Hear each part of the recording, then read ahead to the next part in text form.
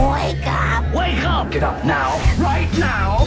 It's McIntyre in the Morning with Doug McIntyre and Terry Ray Elmer. 807 Talk Radio 790 KABC. Doug and T-Ray with you on a Wednesday morning, the 23rd day of April. We're here till 9.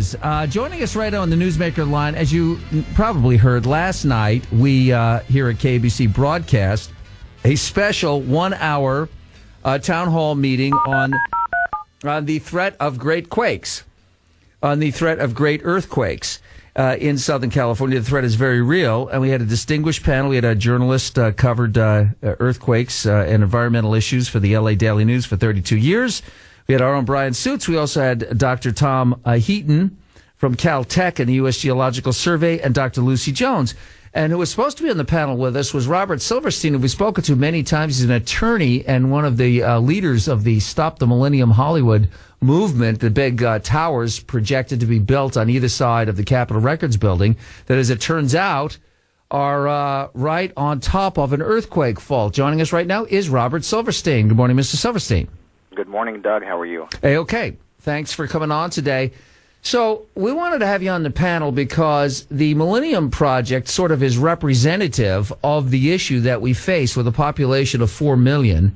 Back in 1933, when we had the Long Beach earthquake, LA's population was approximately 1.3 million, and now it's 4 million. And we're building up, not out. And obviously, this is going to be an issue we have to deal with. How do we develop and accommodate growth in an area that is riddled with earthquake faults?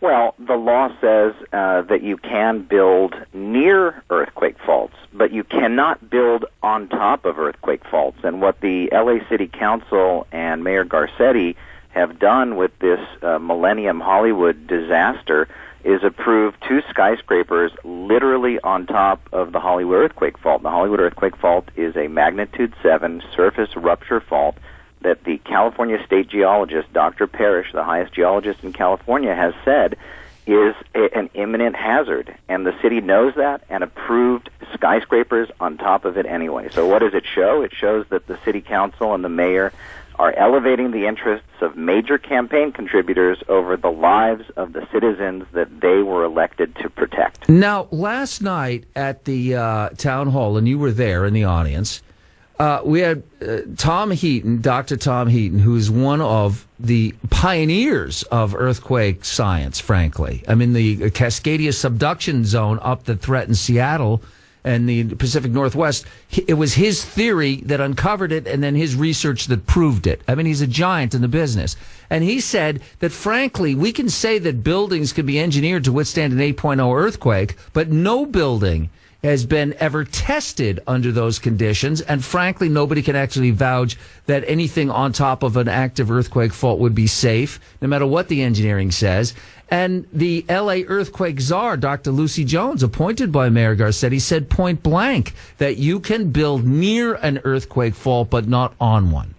Correct. Apparently, the LA City Council wants to test the theory by putting thousands of lives at risk through the approval of skyscrapers on top of the fault. So I guess the LA City Council and mayor really are some kind of quasi-seismologists who want to see if people will survive in a skyscraper on top of the fault. It makes no sense what they have done other than if you process it through a typical, this is about power, this is about political influence, this is about the fact that the Millennium developer has declared that they spent more than $5 million in lobbying fees. That is the only way you can understand the madness of the city council and the mayor, not only approving this catastrophic failure of a project, but continuing to support it to this day, notwithstanding the state geologist on January 8th of this year coming out and mapping not one but 2 fault traces directly through that Millennium site and 100% vindicating the position that I have taken on behalf of the 40 community groups that have sued to stop that project. And then, now you have the first L.A. earthquake czar. This is Dr. Lucy Jones. basically confirming what the state geologist is saying and going a step farther, just saying, look, it's just you've got the two most prominent people we can think of in the earthquake business in Southern Caltech saying you can't build on an active earthquake fault. So I don't know how the city council and the mayor can go forward with a project when the person they appointed to be the czar of this is saying this is a no-go. There's something very important. After the town hall, I spoke with Dr. Jones, and she said to me, quote, "It's clear the Millennium Project is on the fault." And Doug, that's breaking news. I don't think that has ever been said publicly by Dr. Jones as specifically as that. She was unequivocal. The Millennium Project is on the fault. There's no doubt. And so you're right. How can the city council and mayor continue to approve it?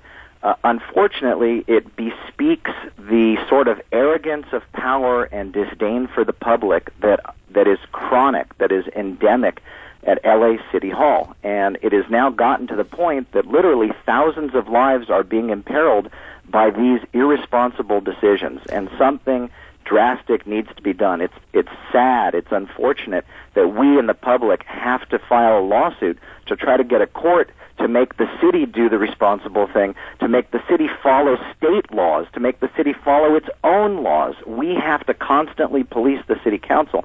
They should do what any responsible leadership would do, which would be to rescind the approvals that they granted last July, to say this is a danger to the public health, safety, and welfare, and we regret the mistake that we made. Instead, what we see is them being recalcitrant, digging in their heels, insisting that everything is fine, and damn the torpedoes, full speed ahead. And that's just not the way that City Hall should be run. The website is stopthemillenniumhollywood.org. You can go there and read all about this issue. There's also a PayPal button if folks want to make a contribution to help fund the legal course that is underway. Robert, this is a to-be-continued conversation, obviously. Thanks so much for coming on with us. We appreciate it. Thank you. My pleasure.